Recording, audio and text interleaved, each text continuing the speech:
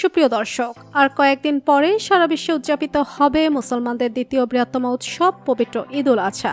এই দিনে আল্লাহর উদ্দেশ্যে পশু কোরবানি দিয়ে থাকেন মুসলমানেরা। তবে এবার মুসলমানদের পশু কোরবানির বিষয়ে হুমকি দিয়ে বসলেন ভারতের উত্তরপ্রদেশের বিজেপি বিধায়ক নন্দ কিশোর উজ্জ্বল।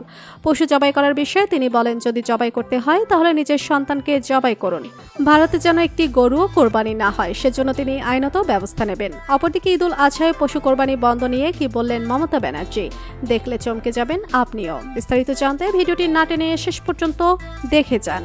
ভারতে আগামী 7 জুন ঈদ উল আজহা পালন করা হবে। উত্তরপ্রদেশের মুসলমানরা যখন ঈদ পালনের প্রস্তুতি নিচ্ছেন তখনই প্রকাশ্যে এলেন বিজেপি বিধায়কের এমন মন্তব্য।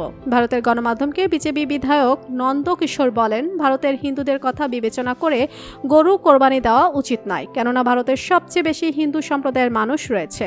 যদি কোরবানি দিতেই হয় তাহলে নিজের সন্তানকে কোরবানি দিন। উত্তরপ্রদেশে যেন একটি গরুও কোরবানি করা না হয় সে বিষয়ে আইনের প্রতি দৃষ্টি আকর্ষণ করছেন তিনি। অপরদিকে ভারতে কোরবানির পশু জবাই করার বিষয়ে মমতা ব্যানার্জি বলেন, অনেকদিন ধরেই দেখে আসছি ভারতের মুসলমানদের ওপর নির্যাতন করে আসছে মোদী সরকার। কয়েকদিন আগে মহানবী হযরত মুহাম্মদ সাল্লাল্লাহু আলাইহি ওয়াসাল্লামকে নিয়ে কটূক্তি করেছে এক মহিলা। এর কয়েকদিন আগে এক মুসলিম মেয়ে পর্দা করে বাইরে আসার কারণে চরম অপমানিত হতে হয় তার কলেজে। আর এখন দেখছি মুসলমানদের কোরবানির ঈদ বন্ধ করার জন্য উঠে পড়ে লেগেছে মোদী সরকার। ভারতে এসব কি হচ্ছে? মোদী সরকারের এমন সিদ্ধান্তের উপর তীব্র নিন্দা জানাই আমি ভারতীয় মুসলমানদেরকে বলছি, আপনারা মোদীর এমন সিদ্ধান্তের উপর তীব্র নিন্দা জানান। তো বন্ধুরা, 2025 সালের কোরবানির পশু জবাই করার বিষয়ে ভারতের এমন সিদ্ধান্ত সম্পর্কে আপনার মতামত জানিয়ে দিন কমেন্ট করে। আর ভিডিওটি ভালো লেগে থাকলে একটি লাইক দিয়ে চ্যানেলটি সাবস্ক্রাইব করুন। ধন্যবাদ।